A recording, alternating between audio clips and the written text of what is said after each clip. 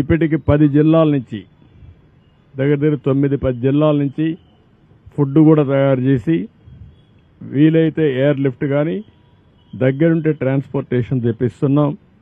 Morning బ్రేక్ఫాస్ట్కి కానీ మధ్యాహ్నం లంచ్ కానీ రాత్రికి డిన్నర్కి కానీ 3 సార్లు సర్వ్ చేయాలి. చాలా క్లియర్గా పెట్టుకున్నాం. ఒకే ఆదేశం ఇచ్చాను, లాస్ట్ మైల్లో ఉండే లాస్ట్ పర్సన్కి ఇది చేరాలి.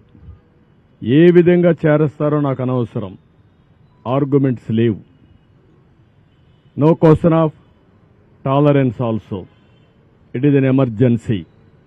ఒక ఎమర్జెన్సీ వచ్చినప్పుడు ప్రతి ఒక్క అధికారి కూడా సర్వశక్తులు ఒడ్డి అవసరమైతే మేము చెప్పిన దాంట్లో ఏమైనా డెఫిషియన్సీస్ ఉంటే మీరు కూడా కొంత మెషినరీ పెంచుకోండి. మీకు డిపార్ట్మెంట్స్ ఉన్నాయి, ఎగ్జిస్టింగ్ ఇక్కడ ఉండే డిపార్ట్మెంట్స్ ఉన్నాయి, పూర్తిగా సహకరిస్తారు. నాకు కావాల్సింది లాస్ట్ మెయిల్లో డెలివరీ జరిగి తీరాలి. 2 రోజుల నుంచి ఇబ్బందిలో ఉండే ప్రజలు ఇంకా కూడా ఇబ్బంది పడడానికి వీలు లేదు. అది చాలా స్పష్టంగా ఆదేశాలు ఇచ్చా. ఇంకా ఆదేశాలను అమలు చేయకపోతే చాలా కఠినంగా కూడా వ్యవహరిస్తా. ఆ విషయం కూడా చెప్తున్నా. నేను అందుకే చాలా క్లియర్గా హైరార్కీ ఇచ్చాం. టెక్నాలజీ కూడా మైన్యూట్ డీటెయిల్స్ వర్కౌట్ చేసాం. ఆ విషయం కూడా మీకు చెప్పాలి. ఎందుకంటే సింగ్ నగర్కి అన్ని వెహికల్స్ వస్తే అక్కడ అందరూ రావడం, పెద్ద ఎత్తున అక్కడి నుంచి కిందికి పోనీయకుండా చేసే పరిస్థితి వచ్చారు.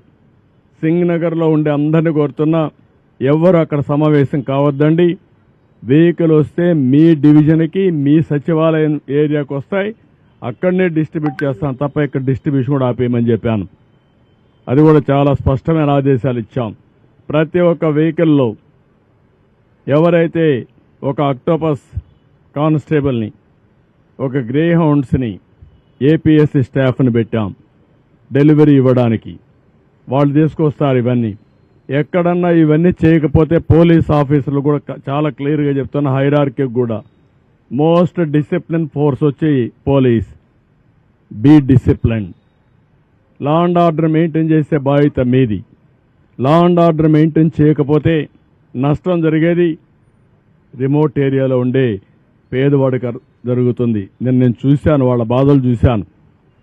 వాళ్ళ బాధలు చూస్తే వన్ననా తీర్థం ఒకటి కాదు.